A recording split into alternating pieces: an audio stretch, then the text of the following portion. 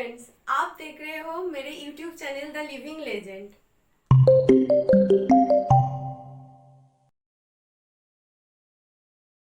करीब 20,000 मजदूरों ने इस ऐतिहासिक और भव्य इमारत का निर्माण किया था।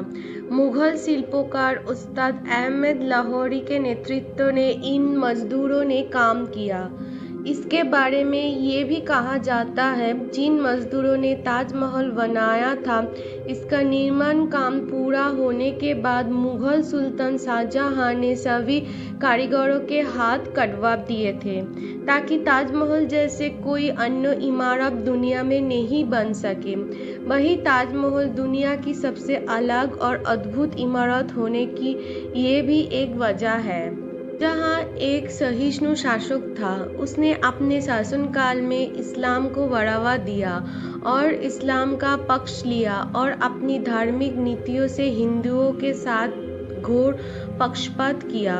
उनके अंदर इस्लाम धर्म के प्रति कट्टरता थी और हिंदू जनता के प्रति सहिष्णुता एवं उदारता नहीं थी। शाहजहां ने अपने शासनकाल में पायबस और सिजदा प्रथा को खत्म किया और इलाही संबत के स्थान पर हिजरी संबत का इस्तेमाल किया। शाहजहां ने गोहत्या से बैन हटा दिया। इसके साथ ही हिंदुओं को मुस्लिम गुलाम रखने पर बैन लगा दिया। हिंदुओं की तीर्थ यात्रा कर लगा दिया। इसके साथ ही और 1633 ईस्वी में बने हिंदुओं के मंदिर को तोड़ने का आदेश दिया, जिसके चलते कश्मीर, गुजरात, इलाहाबाद, बनारस आदि में कई हिंदू मंदिर तोड़ दिए गए थे, जिससे हिंदुओं की धार्मिक भावना काफी आहत हुई थी। अपने शासनकाल के 7 साल बाद ये आदेश जारी किया था है कि अगर कोई अपनी इच्छा से मुसलमान बन जाए तो उसे अपनी पिता की संपत्ति पर अधिकार होगा। हिंदुओं को मुस्लिम बनाने के लिए शाहजहां ने एक अलग से विभाग ही खोल दिया था, जिससे मुगल बादशाह की धार्मिक सहिष्णुता का पता लगाया जा सकता है। अपने शासनकाल में अपने मुगल साम्राज्य में जब पुर्तगालियों के बढ़ते प्रभाव को रोकने की कोशिश कर रहा था, इस दौरान उसने आगरा की गिरजाघरों को तुड़वा दिया था। मुगल बादशाह शाहजहां मुस्लिमों का मुख्य धार्मिक स्थल मक्का और मदीना के फकीरों और मुल्लाओं को पर दान करता था। धर्म के प्रति सहिष्णु होने के बावजूद मुगल सम्राट शाहजहां ने अपने शासनकाल में हिंदू राजाओं के मत्थे पर तिलक लगाने की प्रथा को जारी रखा एवं अहमदाबाद में चिंतामणि मंदिर को मरम्मत किए जाने की आज्ञा दी।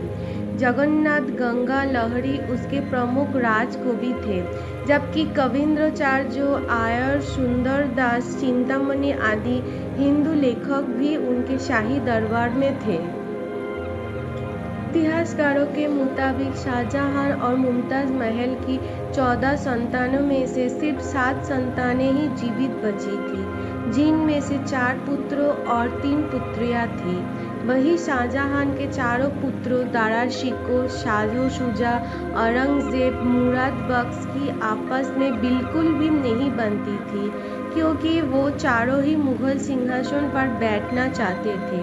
चारों के बीच उत्तराधिकारी की लड़ाई साल 1657 में ही शुरू हो गई थी। जहां चाहते थे कि उनके बाद उनका पुत्र दारा शिकोह मुगल सिंहासन पर बैठे, क्योंकि वो चारों पुत्रों में से सबसे ज़्यादा बुद्धिमान, शिक्षित, सभ्य, समझदार और दयालु स्वभाव का था। लेकिन औरंगजेब अपने पिता की सत्ता पाने की चाहत में इस हद तक गिर गया था कि उसने अपने पिता शाहजहां को ही बंधक बना लिया। साल 1658 में औरंगजेब ने शाहजहां को आगरा किले में कैद कर लिया था। करीब 8 साल तक शाहजहां ने इस किले के शाहबुर्ज में एक बंदी की तरह गुजारे। इस समय शाहजहां की बड़ी बेटी जहानारा, मुमताज बेगम की हूबहू थी, ने साथ रहकर उसकी सेवा की थी। कि 1 जनवरी साल 1666 से शाहजहां इस दुनिया को अलविदा कह गया, जिसके बाद ताजमहल में उनकी बेगम मुमताज़ महल की कब्र के पास ही शाहजहां के शव को दफना दिया गया और उनकी मौत के बाद उनके पुत्र औरंगजेब छल कपट से मुगल साम्राज्य की राजगद्दी पर बैठा। इस तरह मुगल साम्राज्य के महान शासक शाहजहां का अंत हो गया। लेकिन आज भी शाहजहां को दुनिया के 7 आश्चर्यों में से एक ताजमहल बनवाने के लिए याद किया जाता है और उनकी और मुमताज की मोहब्बत की मिसाल दी जाती है।